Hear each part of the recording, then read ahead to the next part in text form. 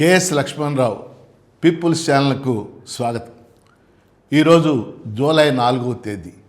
July 4వ తేదీ అల్లూరి సీతారామరాజు పుట్టినరోజు. ఈ సందర్భంగా కేఎస్ లక్ష్మణరావు పీపుల్స్ ఛానల్ తరఫున మనందరి తరఫున కూడా అల్లూరి సీతారామరాజుకి హృదయపూర్వకంగా నివాళులు అర్పిస్తూ ఉన్నాను. అల్లూరి సీతారామరాజు ఒక స్ఫూర్తి, ఒక విప్లవ స్ఫూర్తి. భారత జాతీయోద్యమంలో 1920 నుంచి 24 దాకా ఒక పర్టికులర్ ప్రాంతం అంటే మన్యం ప్రాంతంలో బ్రిటిష్ ప్రభుత్వాన్ని ఆయన గజగజ వణికించాడు. మన్యం ప్రాంతం అంతా కూడా గిరిజన ప్రాంతం. ముఖ్యంగా ఈరోజు మనం చూసినట్లయితే రంపచోడవరం, అడ్డతీగల, అలా కృష్ణదేవిపేట, అలాగే నర్సీపట్నం మొదలైనటువంటి ప్రాంతాలన్నింటినీ కూడా మన్యం ప్రాంతం అని పిలుస్తూ ఉంటారు. గిరిజనులు ఎక్కువగా ఉండేవారు. ఆ గిరిజనుల యొక్క డిమాండ్ల మీద అల్లూరి సీతారామరాజు అనేక ఉద్యమాలు చేస్తూ వాటి ద్వారా వారిలో జాతీయ భావాన్ని తీసుకొచ్చి స్వాతంత్ర్య పిపాసని వాళ్ళలో రగులుగొల్పాడు. అందులో భాగంగానే బ్రిటిష్ పోలీస్ స్టేషన్ల మీద దాడి చేయటం, తహసీల్దార్ల మీద, ఆఫీసుల మీద దాడి చేయటం, ఇదంతా కూడా చరిత్రలో మనం చదివాం.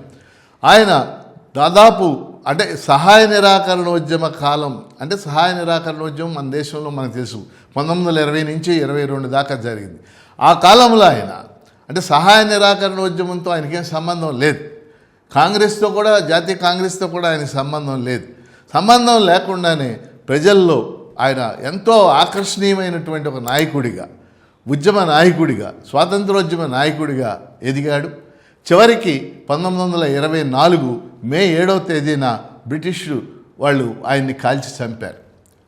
సీతారామరాజు ఆశయం నెరవేర్చాలంటే మనం చేయాల్సిందేమిటి? సీతారామరాజు ఒక 100 ఏళ్ల క్రితం, సుమారుగా ఒక 100 ఏళ్ల క్రితం ఆయన 1924 మే 7న కాల్చి చంపబడ్డారు.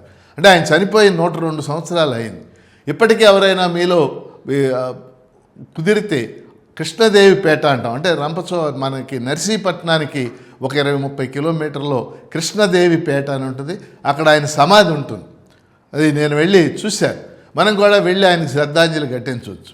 ఆయనకి శ్రద్ధాంజలి ఘటించడం అంటే ఏమిటి? ఆయన ఆశయాలు సాధించటం, ఆయన ఏ లక్ష్యాలు అనుకున్నారో అవి సాధించటం. ముఖ్యంగా ఆయన ఆశయం అనుకున్నది గిరిజనుల యొక్క జీవన విధానం బాగుపడాలి అని ఆయన కోరుకున్నాడు.